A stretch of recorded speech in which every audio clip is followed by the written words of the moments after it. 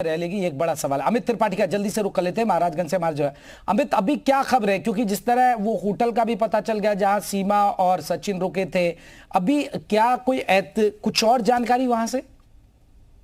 देखिए, आपको बता दें कि जिस तरह सीमा हैदर को लेके एटीएस के पूछताछ में और ये सूचना निकली है कि वो काठमांडू के रास्ते सिद्धार्थनगर जो महाराजगंज जनपद से सटा हुआ सिद्धार्थनगर डिस्ट्रिक्ट है, वहां से रुनुआ बॉर्डर से वो वहां से क्या भारत में प्रवेश किया। तो एक बड़ा सवाल हो रहा है कि सीमा हैदर के साथ किसी ना किसी ने मदद किया था, क्योंकि देखिए काठमांडू से ये सोनौली बॉर्डर से निकला जा सकता है, लेकिन रुनुआ बॉर्डर से बिना किसी के मदद के नहीं निकला जा सकता है। तो ये इस तरह की बातें भी हो सकती है कि किसी ने सीमा हैदर का मदद किया था, तब वो जाके काठमांडू से और अवैध तरीके से भारत में प्रवेश किया। तो एक बड़ा सवाल है और ये भी जांच का विषय है।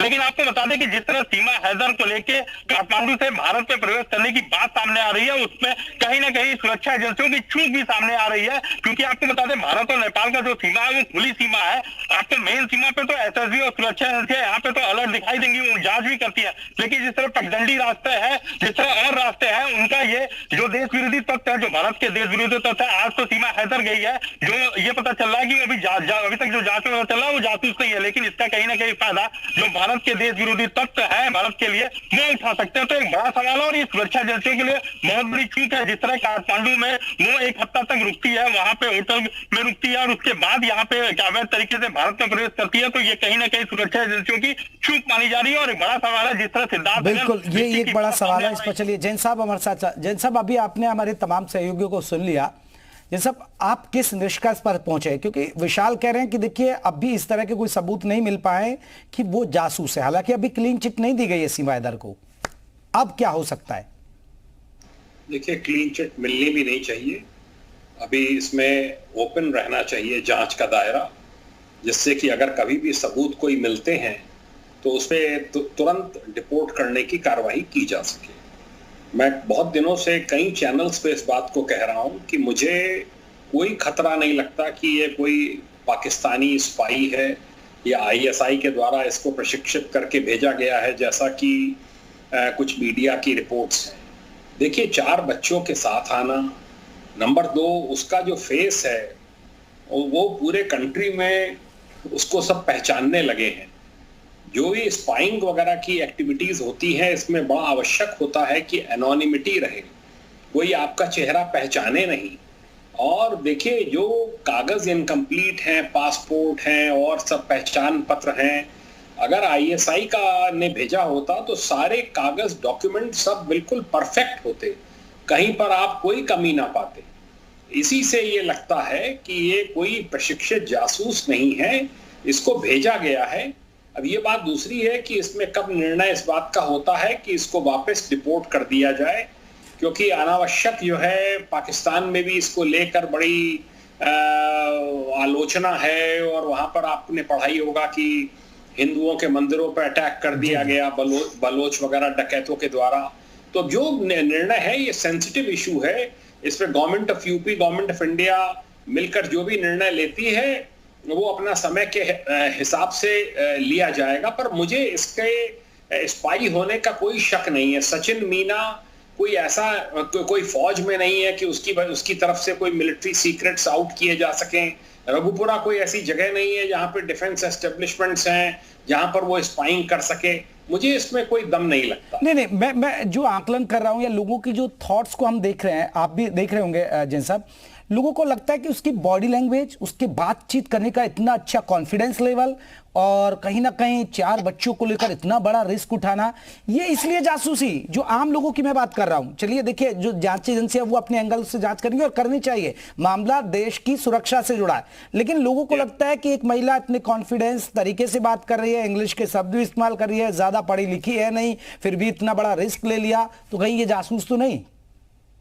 वो देखिए, बहुत स्मार्ट लेडी है, आप अगर देखें उसके हाव भाव देखें, वो बहुत स्मार्ट है और तेज महिला है। और इसी वजह से ये पबजी खेलना, दोस्ती करना, अब क्या वजह रही पाकिस्तान में, उसकी मैरिड लाइफ ठीक नहीं थी, क्या वजह थी ये मैं नहीं उस पर टिप्पणी कर सकता। पर 4 बच्चों को जो लेकर आई है वो इसी इरादे से आई है कि अब वो वापस नहीं जाएगी, और अगर अब उसको भेजा गया तो सोच समझ के निर्णय लेना होगा। उसके साथ कोई हादसा भी वहां पर एंटर करते ही हो सकता हो सकता है। नहीं, अब क्या विकल्प क्या बनता है फिर जैन साहब? देखिए क्योंकि वो तो अड़ी हुई है, अभी हमने बहुत सारे, हमने उससे इंटरव्यू में बात भी की तो उसने कहा कि मैं वापस नहीं जाना चाहती, चाहे मुझे आप जेल में रखिए। जी हाँ, वो ठीक कह रही है। उसको डर है कि वहां पे उसके साथ उसको बड़ा टॉर्चर किया जाएगा। पाकिस्तान जो वहां की जो तौर तरीके हैं वो फर्क हैं हमारे कंट्री से। रही बात इसकी कि ये देखिए इसमें क्या निकल कर आता है सूनर और लेटर। लड़की ये जो लेडी है ये तेज है और उसके हाव भाव से, बातचीत के तौर तरीकों से मुझे नहीं लगता कि वो कोई स्पाइंग के लिए आई है। ये पबजी खेलना और इस प्रकार की एक्टिविटीज में पार्टिसिपेट करना कोई तेज महिला ही कर सकती है जो कि घरेलू है। बिल्कुल, मैं लौटूंगा आपके पास जैन साहब। हमारे साथ राहुल मिश्रा जुड़े हुए हैं लगातार नोएडा के रबूपुरा गांव से। अगर राहुल अब बात करें कि अब ये चर्चाएं चल रही है, लेकिन गांव में क्या हलचल है, क्या माहौल है, किस तरह की बातें हो रही हैं अब गांव में? देखिए, कल आपने एक देखा होगा कि कुछ लोग विरोध करने के लिए आए थे कि सीमा हैदर को यहां से वापस भेज दिया जाए। क्योंकि इसलिए मैं ये बता रहा हूं क्योंकि गांव के लोगों का रुख क्या है। गांव के लोग सीधे तौर पे सीमा को स्वीकार कर रहे हैं और गांव के लोग ये कहना है कि सीमा हैदर यदि कोई जांच में निकल करके सामने आता है कि वो जासूस है तो उसको बेशक वापस सरकार भेज दे, लेकिन यदि जासूस नहीं है तो सीमा हैदर को यहाँ लोग पसंद कर रहे हैं। वो कह रहे हैं कि गांव की बहू है और उसको यहाँ पे गांव में ही रहना चाहिए। और यही कारण था कि जब लोग विरोध करने के लिए यहाँ पे आए थे, सीमा हैदर को विरोध करने के लिए आए थे, तो उसके अगेंस्ट में गांव के लोग यहाँ पर खड़े हो गए कि वो गांव की बहू है, हमारी बिरादरी की अब हो गई, अब यहाँ से वो नहीं जाएगी और यहीं पर रहेगी। यदि कहीं कोई इलीगल एक्टिविटी उसकी होगी तो सरकार इस पर फैसला ले, लेकिन कोई और आकर के और यहाँ पर राजनीति चमकाएगा उसको स्वीकार नहीं करेंगे। गाँव के लोग पूरी तरीके से यदि कहा जाए तो सीमा हैदर के साथ में यहाँ पर खड़े हैं और सीमा हैदर को यहाँ पर सपोर्ट कर रहे हैं। और यही कारण है कि कोई भी यहाँ पर अब विरोध करने के लिए यहाँ पर नहीं आ रहा है। अभी एक और जानकारी चाहेंगे, अगर सीमा हैदर के बच्चों की बात करें तो बच्चों के बारे में कोई जानकारी, क्योंकि आपने कहा कि जो सचिन है, सीमा है और जो सचिन के फादर है उनको कहीं सीक्रेट जगह पर अभी रखा गया है उनके रिश्तेदारों के पास, जिसके बारे में जान गए, लेकिन क्या बच्चे अभी यहीं मौजूद हैं?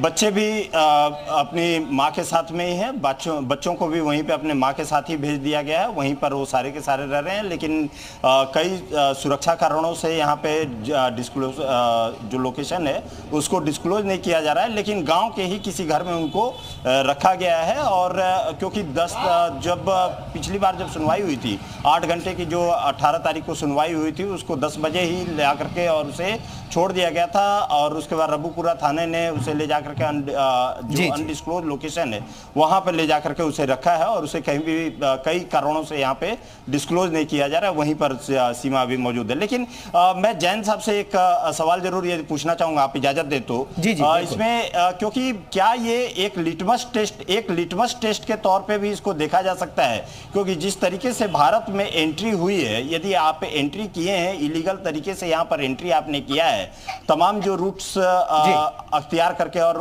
रूट अपना करके आप अंदर घुसे हैं, तो क्या ये लिटमस टेस्ट के तौर पे भी देखा जा सकता है जो बाहर के जो एजेंसीज हैं जो हमेशा घुसपैठ करने की कोशिश यहाँ पे? बिल्कुल एक अच्छा सवाल है। मैं जैन साहब एक कह सकते हैं, एक ट्रायल हो सकता है कि देखिए एजेंसी ऐसे करती हैं, क्योंकि नेपाल के जरिए हमें अमूमन होता है।